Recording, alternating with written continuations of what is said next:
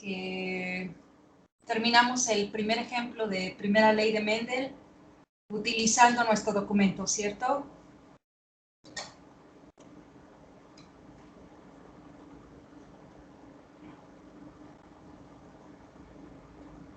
Ok, pero ya dimos la introducción, ¿no? Ya nada más íbamos a empezar a ver el primer ejemplo de ley de Mendel.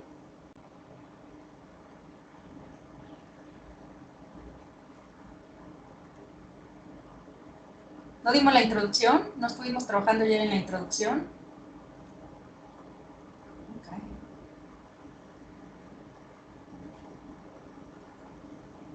Ok, entonces vamos a revisar a través de una serie de conceptos. Entonces quiero que participen al audio para que vayan diciéndome qué leyeron acerca de estas famosas leyes de Mendel. Vamos a escribir en el pizarrón los conceptos necesarios y a partir de ahí entonces vamos a iniciar, ¿no?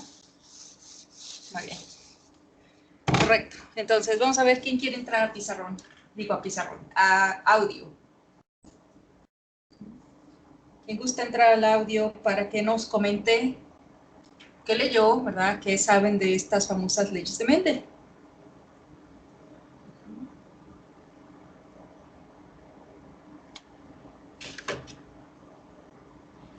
Muy bien, adelante, Abigail. Doctora, ¿me escucha? Sí, adelante.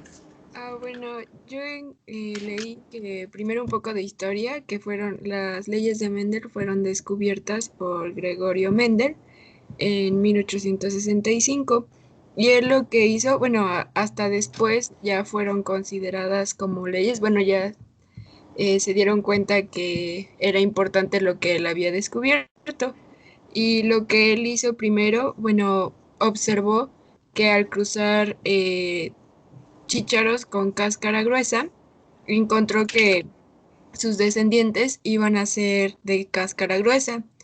Y después cruzó a chícharos de cáscara lisa y sus descendientes fueron de cáscara lisa. Y entonces cuando los combinó, observó que en la mayoría de los casos sus descendientes fueron rugosos, que fue en el 75% de los casos, y 25% lisos. Bueno, y ya sobre las... A ver, cuéntame entonces cómo esas características o esos rasgos, vamos a ver, se acuñaron los términos de dominante y recesivo. ¿Qué te acuerdas de esa parte? Sí, bueno, mencionaba que, por ejemplo, en un gen específico, Ajá.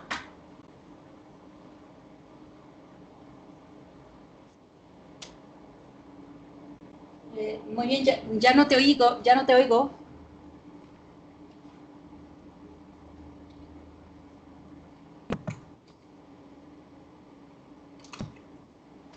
¿ya me escucha? Ya, sí, creo que se había perdido el audio. Muy bien. Bueno, que un gen ocupaba un lugar específico y ese lo denominábamos locus, y además que esos gen, bueno, había dos posibles opciones, que era dominante y recesivo, y que cada uno de ellos también se le conoce como el nombre de alelo. Y cuando ambos alelos eran iguales, también se le denominaba homocigoto para esa característica, y si ambos eran diferentes, ambos alelos, era heterocigoto. Muy bien, vamos a ver, ¿alguien más quiere ayudar a su compañera? ¿Quién eres? ¿Quién eres? Yo, Abigail Márquez. Abigail. Muy bien, gracias, Abigail. Vamos a Sí, ver si alguien más quiere complementar algún detalle que su compañera no nos haya mencionado, ¿no?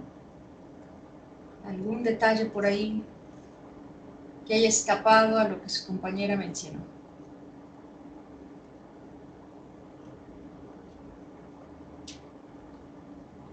Bien, ¿alguien más que quiera comentar algún detalle? Estoy tratando de, todavía estoy reactivando la computadora para abrir mis diapositivas, pero vamos a hablar algunos de los términos que su compañera Abigail nos mencionó, porque ahora ya se mencionan con mucha trivialidad, ¿no? Ya decimos locus cuando ese término para Mendel no existía, ¿eh? Muy bien, vamos a ver, Edwin, ¿qué me quieres complementar?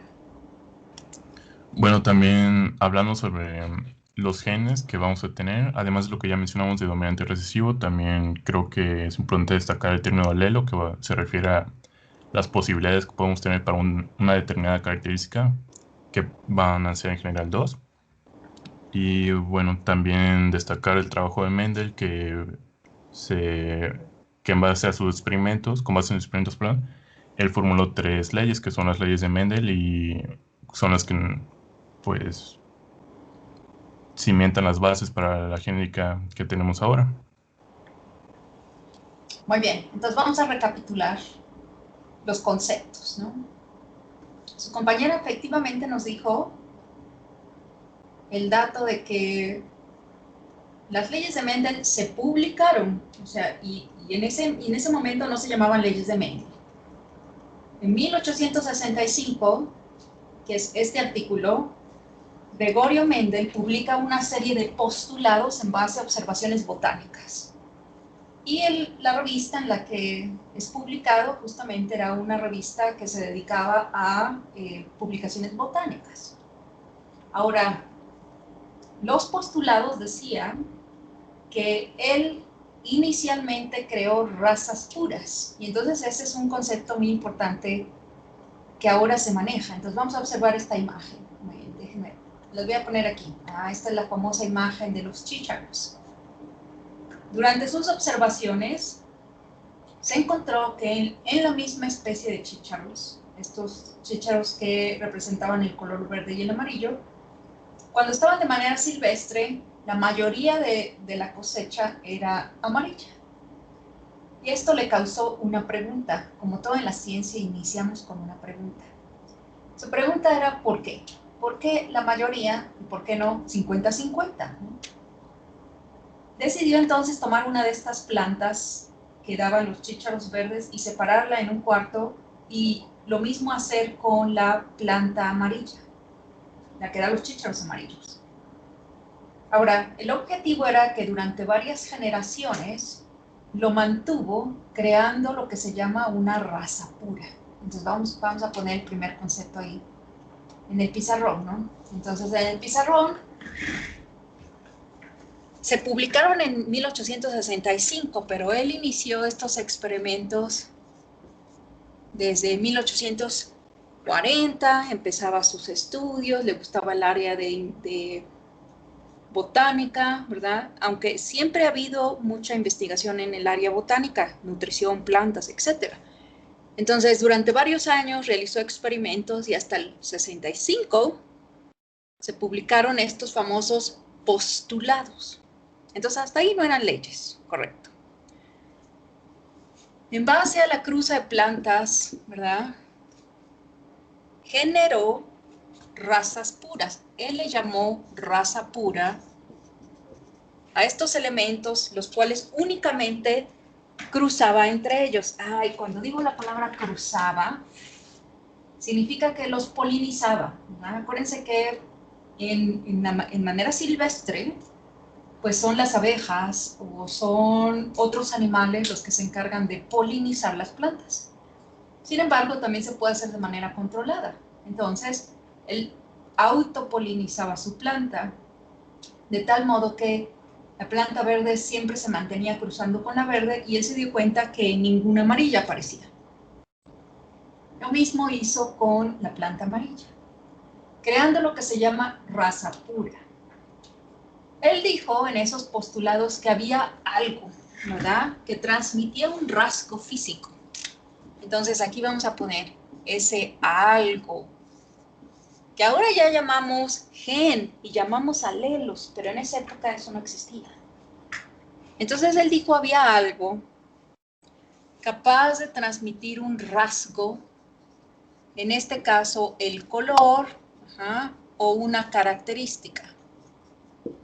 ¿Por qué una característica? Porque también se dio cuenta que la forma externa de recubrimiento, como lo era el liso y el rugoso, también se podía observar, ¿verdad?, a través de estas cruzas controladas su expresión.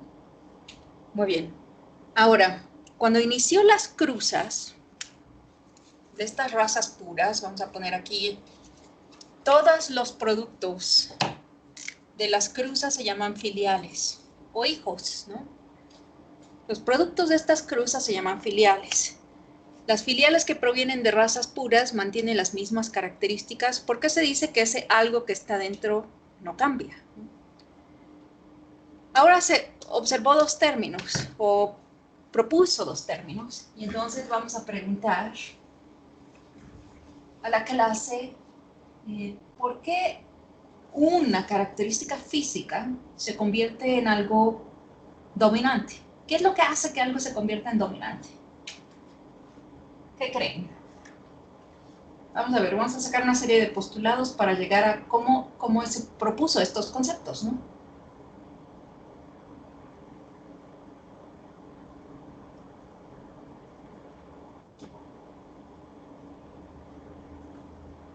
Muy bien, que continuamente se exprese.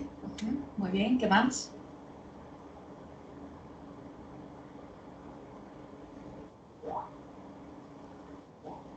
Muy bien, que a lo mejor impide la manifestación de otro. Por supervivencia, ¿cómo? ¿Cómo me podrías dar esa explicación, Aramis? ¿Cómo por supervivencia? Porque por supervivencia luego dicen que sobrevive el más fuerte, pero no dicen el dominante. Entonces ahí como que quedaría, no sé si lo podemos aplicar ahí. Muy bien, dice Nori, a lo mejor porque tiene una ventaja evolutiva, prevalece sobre otro.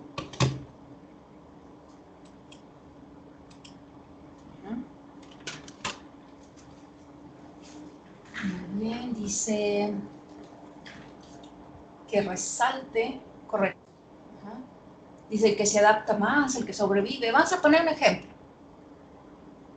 Entonces, cuando se empezó a hacer esta observación de dominante y recesivo, dijeron, ejemplo, color de ojos. El color de ojos en México, ¿cuál creen que es el dominante?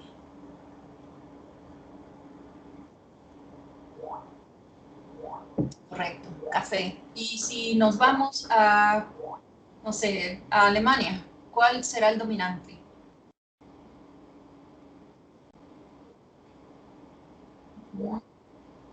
Bien, alguien dijo grises, pero yo creo que el dominante o el que más se expresa sería azul. Entonces, en una población, ¿verdad? Cuando ellos estaban observando esto, dijeron, debe ser seguramente lo que se expresa más, lo que sobrevive, lo que perdura, ¿verdad? Así como ustedes dijeron.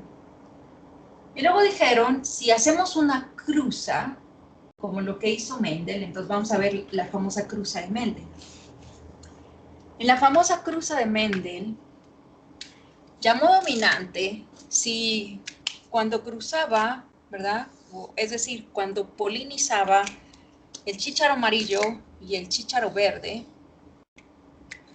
la expresión o el producto de esta polinización era fenotípicamente amarillo. Y entonces dijo, esto es el dominante. Es decir, cuando se retan dos características, la que persiste es la dominante. Entonces, vamos a ver, si cruzamos a un varón con ojo café y una mujer con ojo azul, ¿de qué color salen los ojos del niño?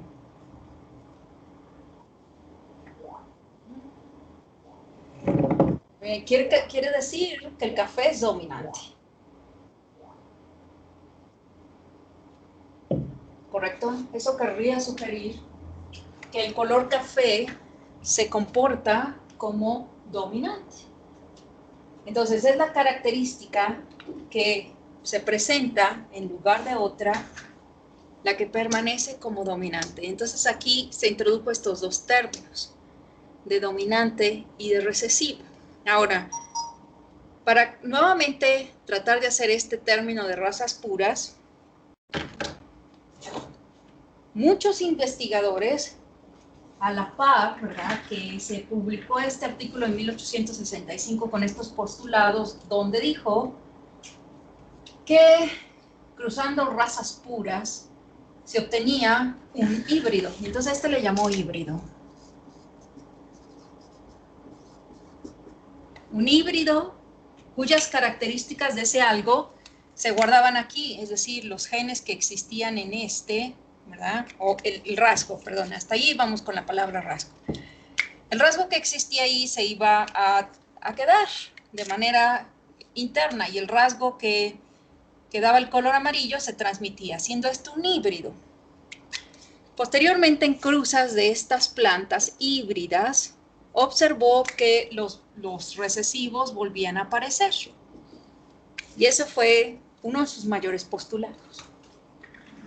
Ahora, durante la parte histórica, después de que esto se publicó, la gente le dijo a Mendel, ¿por qué no haces esto en animales o en plantas o en otra cosa? Diferentes tipos de plantas, ¿no? Entonces, él empezó a hacer diferentes experimentos con otros tipos de plantas, no solo el chícharo, ¿verdad? Pero aquí, a ver, teníamos unas imágenes de diferentes tipos de plantas como esta, de diferentes tipos de plantas, y en donde justamente creó un famoso jardín que todavía existe para que la gente lo visite, que es este jardín, en donde efectivamente tomó una flor y trató de ver entre esas dos flores de la misma especie cuál era el dominante. Y se dio cuenta que el color rojo, vean aquí, esto representa la primera cruza.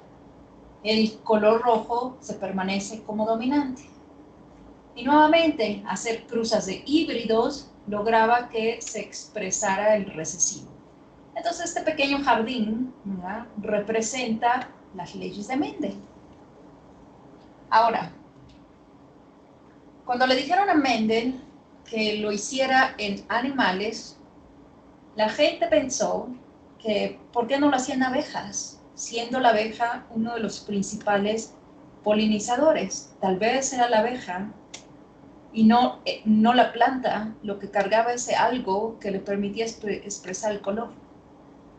Y entonces trató de colectar abejas, trató de hacer una cruza. Sin embargo, no tuvo éxito y dejó por un lado esos experimentos. Otros investigadores, aquí alguien dijo, por ahí vi que alguien escribió moscas. Las moscas ya vienen en camino, ¿verdad?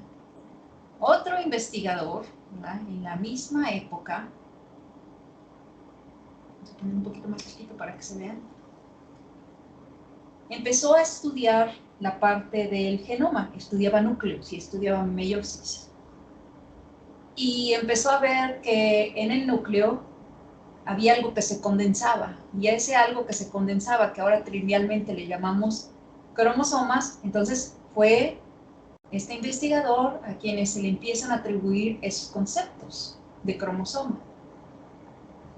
Ese algo que se condensa en el núcleo, y además también empezaron ya a proponer el nombre de genes o alelos. Entonces dijeron que en una parte del DNA particular es donde se expresan esas características particulares de color, de olor, etc.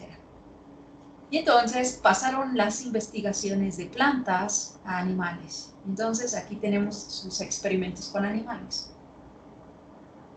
Empezaron a estudiar organismos de pocos cromosomas y tomaron este saltamontes, en donde existe una variante de este mismo saltamontes verde y café. Y nuevamente, siguiendo las premisas de los postulados de Mendel, lograron ver que efectivamente el verde era dominante y el café era recesivo. Y que las cruces de los híbridos también lograban presentar el color. Ahora, por ahí alguien dijo las moscas, vamos con el experimento de las moscas. Otros años después, ¿verdad?, este investigador Morgan decidió hacer los mismos experimentos con mosca, que la mosca no es fácil, porque cuando tenemos un animal que se reproduce de manera única, produciendo un solo producto, es fácil, pero las moscas, quienes producen alrededor de 300 a 400 huevos, de los cuales se espera que el 90% nazcan. Ahora, este investigador, conociendo ya entonces, en esa época, el cromosoma de las moscas, conociendo el gen que confería el color externo, tomaron una mosca negra y una mosca gris. Colocando únicamente estas dos moscas y teniendo la seguridad que fuera masculino o femenino, colocándolos en una caja de cristal, esperaron a ver las descendencias. Ahora, las descendencias, todas híbridas, todas negras, entonces ahí dijeron, bueno, pues todas nacieron negras, vamos a contar cuántas nacieron, a veces nacían 250, a veces 300, a veces 395, 375, etc. Entonces hacían un promedio del estimado, pero no había ninguna gris. Ahora, de esas moscas híbridas pasaban, ¿verdad?, una pareja de estas moscas híbridas y trataban de ver si se lograba expresar la mosca gris. Y nuevamente, acuérdense que ya dijimos que tienen que contar del total y hacer un promedio para calcular que sí efectivamente había un porcentaje entre 20 y 10% de esa mosca gris, lo cual siguió la premisa de Mendel. Todos estos investigadores no lo hicieron para darle crédito a Mendel, sino para decir que lo que ellos decían era lo que era y que Mendel solamente había postulado eso pues en las plantas. A fin de cuentas, al paso de los años, aquí vamos a poner, ¿verdad?, al paso de los años, muchos otros investigadores se dieron a la tarea de desprobar la ley de Mendel, observando incluso, por eso hay unas leyes adicionales, ¿no?, en donde al cruzar plantas se crea un color diferente, es decir, una roja y una blanca, y al hacer una cruza, en donde yo esperaría primera ley y uniformidad, se encuentre un color rosa, que no es igual al padre, no es igual a la madre. Muy bien, no, y entonces ahí puso el evento de codominancia. Entonces hay uno de codominancia y uno de dominancia incompleta. Por eso vamos a ver esas dos combinaciones, porque tenemos patologías denominadas dominancia incompleta y tenemos unas ahí de codominancia. Ahora, después de muchos años, posteriormente de los 1920, la Academia de Ciencias decidió que todos los postulados apoyaban la primera, ¿verdad?, el primer artículo publicado por Mendel. Y entonces se le dio el crédito a Mendel. Y hasta entonces ya se redactaron diciendo que efectivamente los alelos que transmiten la información, siendo unos dominantes y siendo unos recesivos, lograrán la expresión del dominante sobre el recesivo cuando se cruzan razas puras, y que la característica culta se presentará cuando hacemos cruza de los híbridos o heterocigotos. Entonces ahí se acuñaron los términos homocigoto, heterocigoto, para cuando ya se escribieron como ley. De tal modo que todos, y además la ley dice, ¿verdad?, cuando ya la escribieron como ley, dice que solo, ¿verdad?, aquellos organismos que hacen reducción meiótica, solo los que hacen reducción meiótica, que hacen gametos, son los únicos en los cuales se puede aplicar esta ley. Y en aquellos organismos que no hacen gametos, no se puede aplicar esta ley. Entonces fue un punto importante, porque la gente que estudiaba bacterias dijo, no, eso no es cierto, la bacteria no se reproduce así. Entonces por eso dijeron, solo los organismos que hacen reducción meiótica, solamente en esos puede aplicar esta predicción. Muy bien.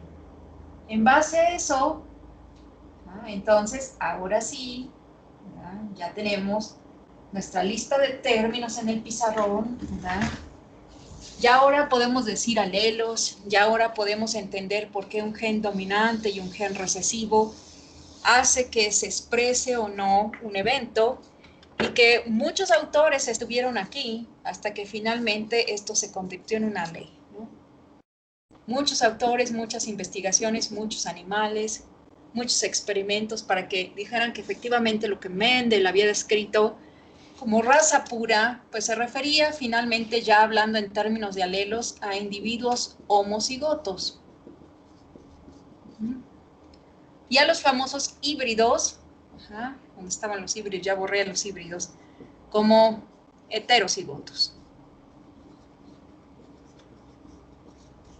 homocigotos y heterocigotos. Entonces, con esos términos que ahora nosotros ya conocemos, y aparte, ya con muchos años después, ¿verdad? Después de los 1960, que se empezaron a estudiar los genes, se determinó otra cosa interesante. Entonces vamos a pintar un gen aquí correspondiendo al gen recesivo, con sus correspondientes partes, región promotora, ¿verdad? Punto de inicio de la transcripción, terminador. Voy a pintar un gen en rojo, representando el dominante, ¿verdad? Nuevamente, región promotora, sitio de inicio de la transcripción, terminador.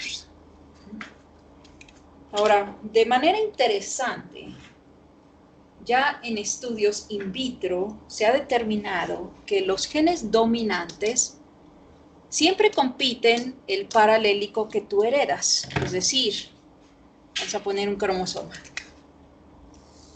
Tú heredaste una sección, ¿verdad? Después del crossing over, en donde tienes este alelo paterno y también heredaste un cromosoma que hace un par con este y que heredas un cromosoma, perdón, un alelo materno. Es decir, es el mismo gen, tiene la misma localización. Si este fuera el cromosoma 7, ¿verdad? Podríamos decir que en el cromosoma 7, brazo corto, ¿verdad? Región 2, banda 3, subbanda 1, ¿verdad? Y de los dos lados el mismo gen, misma localización, mismo cromosoma. Podríamos decir que tienes dos variantes alélicas del mismo gen. Acuérdense que también podemos utilizar las palabras polimorfismo. Tienes dos polimorfismos del mismo gen. O podemos decir mutantes. Tienes dos mutantes del mismo gen. Es decir, no son iguales. La secuencia, ¿verdad? Cuando veo esta imagen, ¿verdad? De las partes del gen, lo que tiene que venir a su cabeza, pues, es una región de DNA.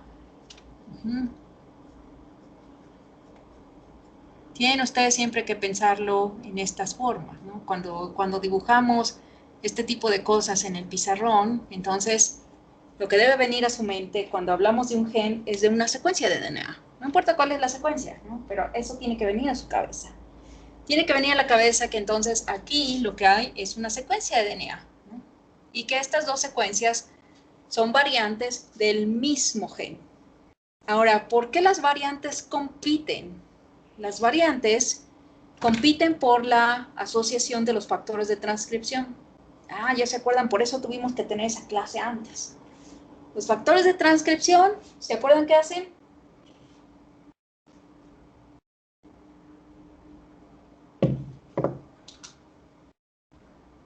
¿Se acuerdan qué hacen los factores de transcripción?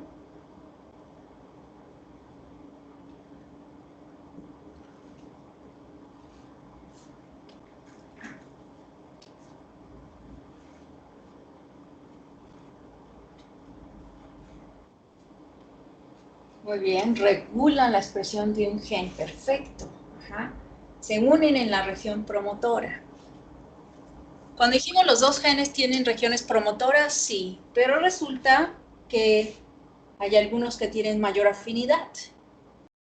Y entonces esto es lo que sucede con cada uno de los posibles 30.000 genes que tenemos. Se van uniendo entonces a esta región promotora y ensamblan el complejo, factores generales, factores específicos, a lo mejor algunos potenciadores, y inician su proceso de generación de RNA mensajero una vez que la polimerasa entra. Ahora, ¿por qué este no hace lo mismo? Porque este gen, una vez que llega la señal del núcleo y le dice, necesito producir esta proteína, entonces asocia todo aquí. Y esta proteína se queda sin trabajo. Ahora, a algunas ocasiones se ha demostrado que incluso tener asociación de factores de transcripción aquí genera que silenciadores bloqueen estos sitios para que solo uno de los dos genes trabaje. Y por eso entonces el gen que asocia mayormente a los factores de transcripción se convierte en el dominante. El gen que no lo hace se convierte en el recesivo. La expresión fenotípica derivada de estos genes, entonces será la que el dominante decida. ¿Correcto? Muy bien. Vamos a ver entonces si nos quedó claro ese concepto.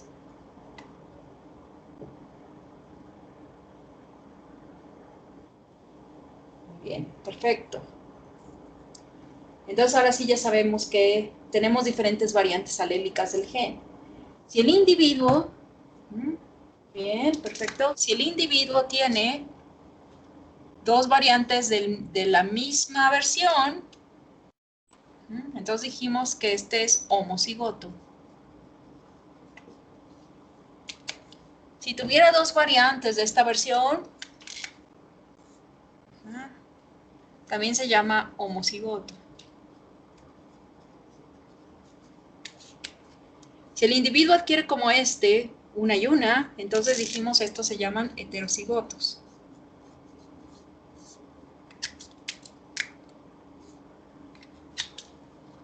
Recordemos entonces que para cada que yo hago leyes de Mendel en mis pacientes, necesito saber qué variante tiene, porque existen múltiples variantes y entonces voy a cambiar ahora esta y voy a poner en otro color. Pues sí que esta es otra de las variantes, ¿verdad? Vuelvo a analizar al paciente, otro caso clínico y ahora este tiene otra diferente combinación de esas variantes. Vean cómo estoy modificando los colores.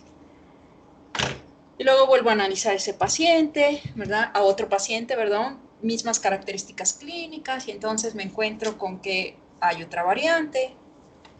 Existen para algunos eventos patológicos y para genes sanos, que también algunas variantes confieren, algunas mutaciones, debemos recordar, confieren salud. Para algunas variantes existen 50, mientras que para otras variantes existen 300. Entonces tengo que saber ese padre y esa madre qué variantes tienen para saber qué variantes le pueden heredar a sus hijos. Y entonces ahí iniciaríamos con nuestro proceso per se de ley de Mendel. Es decir,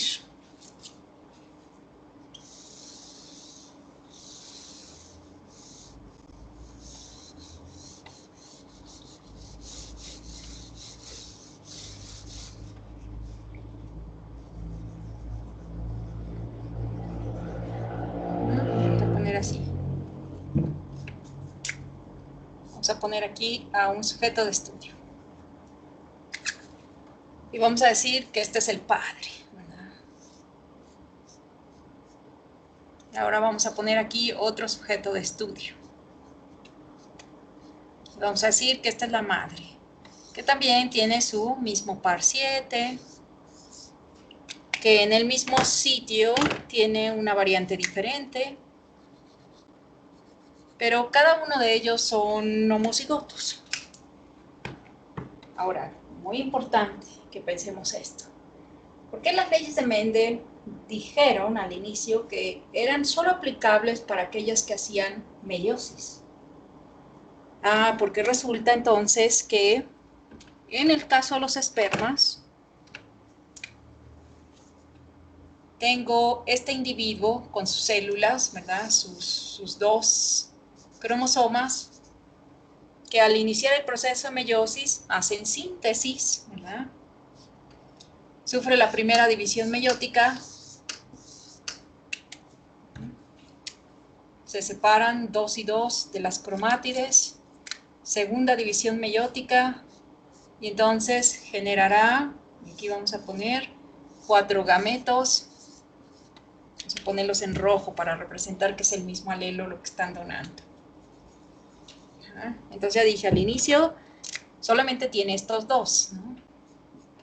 Pero en la primera parte de meiosis se hace síntesis, generando 2 copias iguales que en la primera división se dividen, y al final cada uno de estos gametos, perdón, ya le puse en la cabeza de él, cada uno de estos gametos o espermas, pues carga, si no tiene más que la misma variante, pues cargará la misma, ¿no? No importa cuál le quieran donar al sujeto de estudio.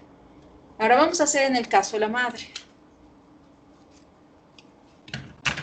En el caso de ovogénesis, recordemos, nuevamente, ese sería el óvulo, tiene sus 2 variantes. se inicia la síntesis, se generan copias, se inicia la primera división meiótica, lo dije al revés.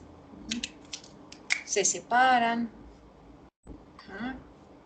Y uno de estos se va a rescindir, creando el primer cuerpo polar.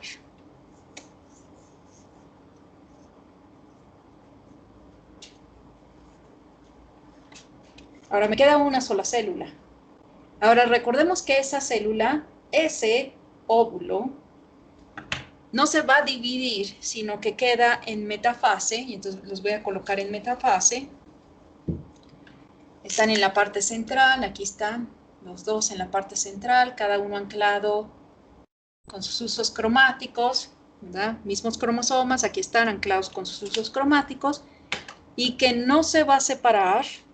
Acuérdense que los óvulos que se expulsan cada mes están en metafase, o se tiran en metafase si no es fecundado.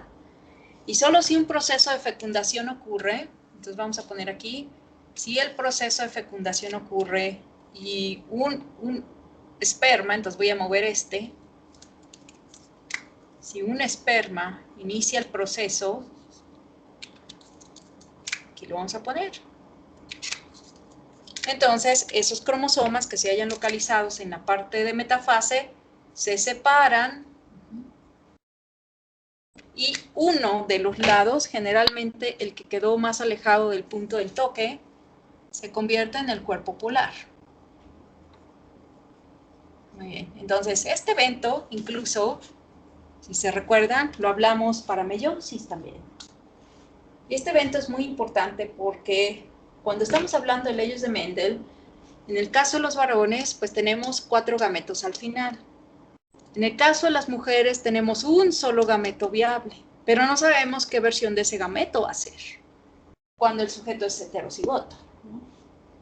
Para ley de Mendel número 1, diría, ¿verdad?, que si tengo 2 parentales homocigotos o razas puras, ¿verdad?, cuando se genere este huevo o producto, pues heredará, aquí vamos a poner en el centro,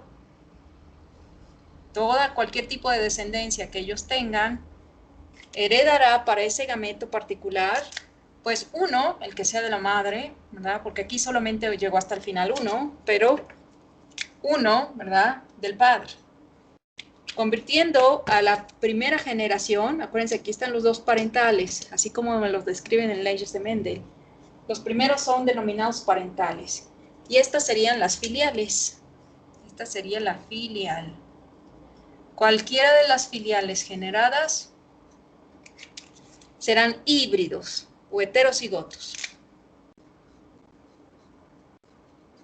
Y el gen que se va a expresar será el que, de acuerdo a la lucha de estos dos contra los factores de transcripción, sea el dominante. Ahora, pregunta, si este gen que tiene el padre, genes de tipo patológico de expresión dominante, entonces vamos a decir que este gen es patológico y se expresa de manera dominante. Ahora, ¿será el hijo sano o patológico? La madre sería sana al presentar esta variante. El padre sería patológico al expresar un gen que se comporta de manera dominante y que además me confiere un evento patológico. Entonces los hijos serán sanos o patológicos. Correcto, muy bien. Patológico.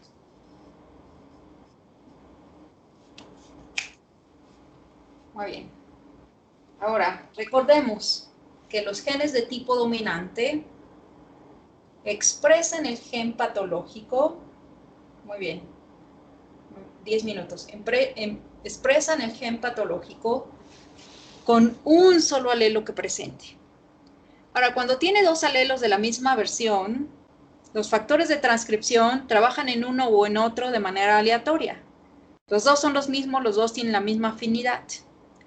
Pero ya dijimos que cuando se enfrenta un dominante y el recesivo, el dominante es el que va a producir los genes, mientras que el recesivo se suprime. Siendo así un individuo, ¿verdad? Si tienen más hijos, cualquiera de los espermas que fecunde tendrá la misma característica. Y cualquiera de los óvulos que produzca será la misma característica. Entonces, aquí se explica o explicamos, ¿verdad?, cómo estas famosas leyes de Mendel me sirven para predecir un evento patológico utilizando meiosis. No se les olvide, nuestro objetivo de estas leyes de Mendel es reducción meiótica. Y pensar en base a esta reducción meiótica cuál sería la probabilidad de que ese individuo fuera sano o patológico de acuerdo a cómo se comporta ese gen. Por eso tenemos modelos. Ahora, vamos a descargar para el día de mañana. Vámonos a la plataforma. Déjenme abrir mi plataforma para que les diga dónde van a descargar su documento. Vayan si quieren de una vez poniendo sus claves para entrar al Blackboard. Entonces, en la plataforma, me voy entrando.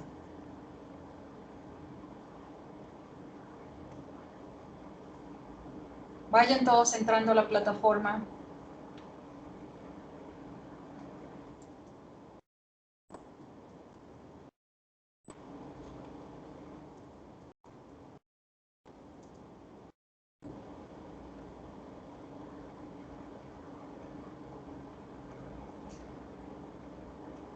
Bien, ahí tenemos. Ahora sí les comparto para que puedan ver. Listo. En la plataforma nos vamos a ir a nuestro módulo 3. En el módulo 3 se van primero los contenidos, ¿verdad? Contenido, módulo 3, en el folder de herencia y árbol genealógico.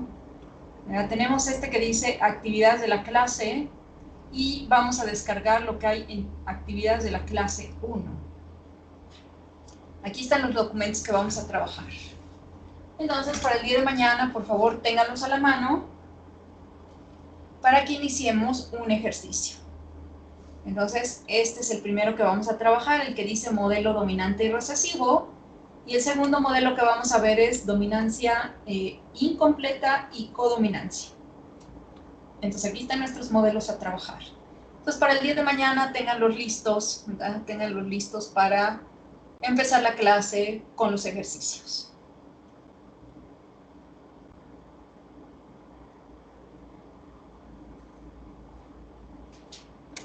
Bien, vamos a ver.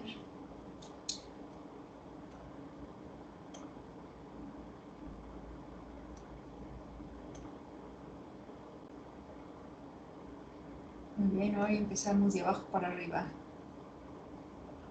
Neftalí.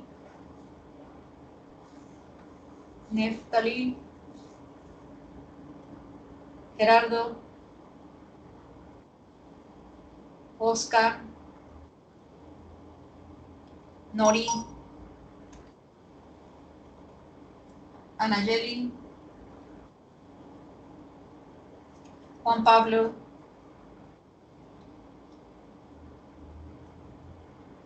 Itzel. María. Alexis. Saray. José.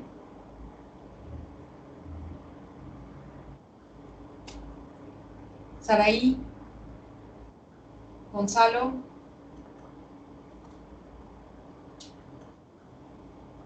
Arturo. Lorena. Sheila. Denise. Edwin. Emanuel.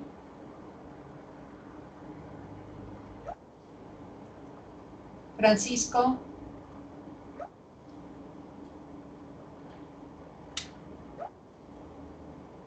Camila.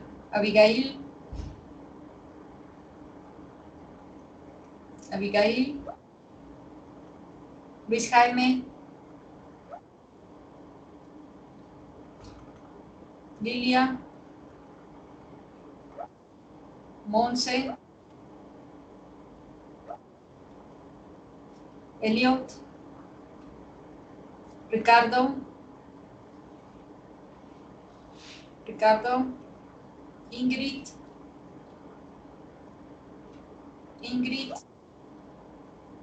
Elizabeth, Sara Edith,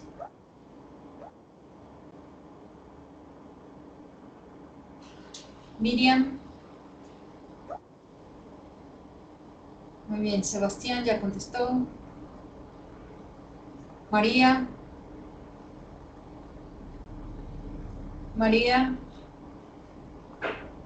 Aramis.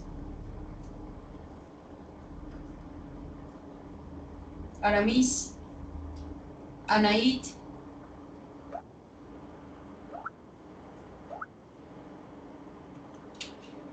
Ángel. Alan.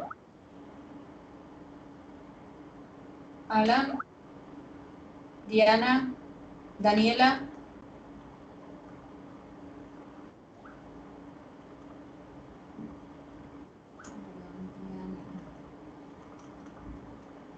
Montserrat. Vamos a recapitular unos cuantos que quedaron. María Celis. Ricardo.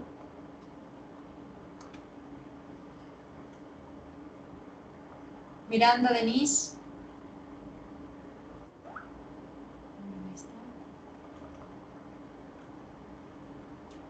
Y Neftalí. Muy bien. Nos vemos mañana.